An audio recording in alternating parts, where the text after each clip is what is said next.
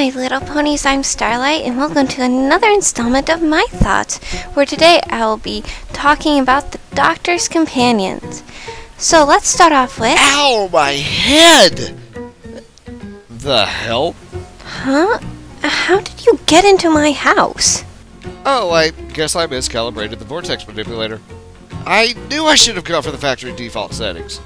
Do I even want to know where you got that? Oh, I just, borrowed it off of a local time cop.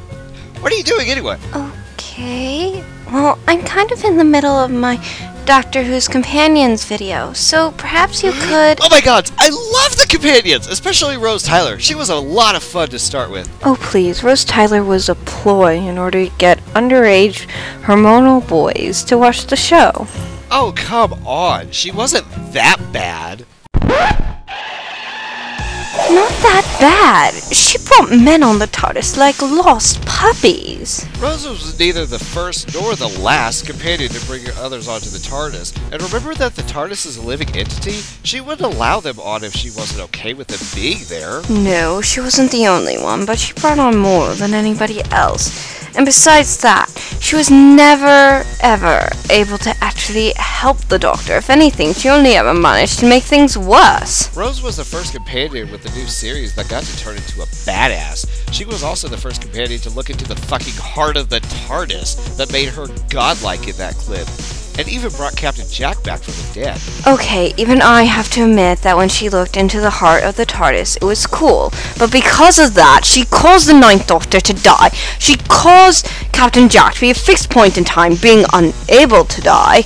And, God, it's just one sodding mistake after another with Rose Tyler, isn't it? Well, then she sacrifices herself to the fucking portal in a parallel universe, only to come back even more badass to save Donna later on. You know, we may be in an impasse. Besides, did you say you were going to review all of the Doctor's Companions? Alright, you're right. We need to get off Rose Tyler, because we've already spent too much studying time on her as it is, and start talking about the other Doctor's Companions. So why don't we move on to the next Martha Jones? True. Martha brought an interesting twist to the Doctor's travel by bringing up racial inequality concepts and cultures with a pair of them visited Shakespeare at the Globe Theatre. It's true that nothing ever came from her comments on this, but it did bring how much anti-race culture has diminished over the course of the past few hundred years or so to attention. True. Martha was also one of the few companions that her love for the Doctor didn't really seem out of admiration, or from Stockholm Syndrome or Nightingale Syndrome, but out of truly caring for him and realizing that they had many things in common. Like Doctor Who, Martha was training to be a doctor to help save lives and help people. That's one thing they had greatly in common. Also, she got stronger as time went on. As someone that would freak out over the littlest thing, suddenly things didn't seem to bother her as much, which would help her become a doctor, or an even better doctor. And as with all the companions, as time went on, she got even more badass. But it reached a point when she realized that her love for the Doctor was one-sided, and he would never, ever share her feelings for her. And so instead of being in a one-sided relationship, she decided it would be best for her to leave. In doing so, she took a great step forward, a step that most companions actually don't make.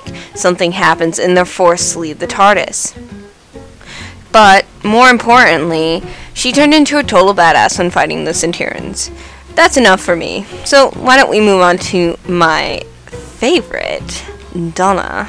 Oh yes, Donna is most definitely one of the most memorable companions during Tennant's time, or otherwise, and that's not just because of their first meeting when she suddenly appears in the TARDIS in her wedding dress at the beginning of Runaway Bride. The whole atmosphere of, what the fuck, aboard the TARDIS was absolutely priceless. Yes, that was good, but not nearly as brilliant as when they found each other again. Oh my god, that conversation that they have through the doors and the mirrors, oh my god, it just makes me laugh so hard. I love it. It always puts a smile on my face.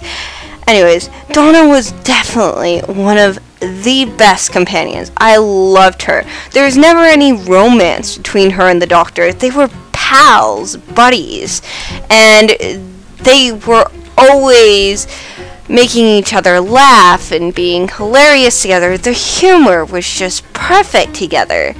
And while she wasn't eye candy like most of the companions, I personally appreciated that. She was a feisty redhead that had confidence in herself. And she was brilliant. I loved her. You know, she had no reason to stay. She wanted to be with the Doctor. It was none of this constant going on the TARDIS, going off the TARDIS. She wanted to be on the TARDIS. She wanted to be with the Doctor. She wanted the adventure and the fun. It's just such a pity that she was only with the Doctor for such a short period of time. The next companion is by far my absolute fave of the series thus far. Amelia Pond is so fucking cute as a little girl, and when she finally joins the Doctor as a companion, the sass she brings to the table makes the adventures just that much more fun. I agree. Of course, I always liked the fact that they showed us her growing up in the whole Kill Hitler episode. I mean, we got to see the fact that she never forgot her raggedy doctor, that she grew up believing in him even when others told her that he was just an imagination. I mean, she loved the Doctor. She loved the stories and the TARDIS before she had even stepped foot on it. She grew up with it. And, I mean, she's just brilliant. She's a feisty little redhead like, mwah. And, of course, you can't forget the fact that she has her awesome husband, Rory. I mean, who didn't love watching Rory being all jealous of the Doctor and yet knowing that he had nothing to worry about? I mean, come on, who didn't love Rory? Oh, hell yes! Rory was a character and a half himself, and probably one of the few series' only true male companions the Doctor ever had. Sure, he was portrayed as a total nerd, being a male nurse, but as he explored time and space with his beloved and their Doctor, he turned into a total badass! Not to mention his love for Amy was solidified in the story when they found the box of Pandora, and he waited by its side while she was trapped within it for over 1,000 years. Yes, and of course, you can't forget permission to hug. I love that line. Next up is Souffle Girl, otherwise known as Clara, who besides the whole spread throughout the Doctor's timeline, let's face it, she's kind of a Mary Sue. Yeah, the fact that the character was reborn in time and time again and essentially was rewritten into the entirety of the Doctor's life was definitely Mary Sue-ish. Still, she was a fun character in her own right as well, and definitely gave her 2 cents to the story during her own travels. So there you have it, all my opinions on the new companions of Doctor Who, as well as Postscript opinions. Any final thoughts you'd like to say? Oh, nothing much. Just that I do think the companions make the Doctor's stories more relatable to the general audience, as we get to see the Doctor's world through the eyes of someone a little more our own speed. No matter the regeneration, the companions give each new story arc their own personal spice, which makes the show as dynamic as it is. I agree. When the companions first come onto the TARDIS, they're usually bright-eyed and bushy-tailed and ready for adventure and fun, which they do get, but they don't realize the price they're having to pay. And as time goes on, they realize that price, and either they're willing to pay it or not, or in some cases, they try to have the best of both worlds. But I don't think it really works. And so they usually end up having to leave the TARDIS eventually. But as time goes on, with all the companions, they always become badass. Some don't really do so until after they leave the TARDIS, but in most cases they do. So, now Postscript. I'd like to thank you for your thoughts. Now, if you could ever so kindly get the fuck out of my house. This is Starlight Pony, shining out, and don't forget to sparkle, yeah? Geez, you don't have to be so rude about it. Posterior away! Wow, I guess he's a firm believer in the fact that only ponies without imagination use doors.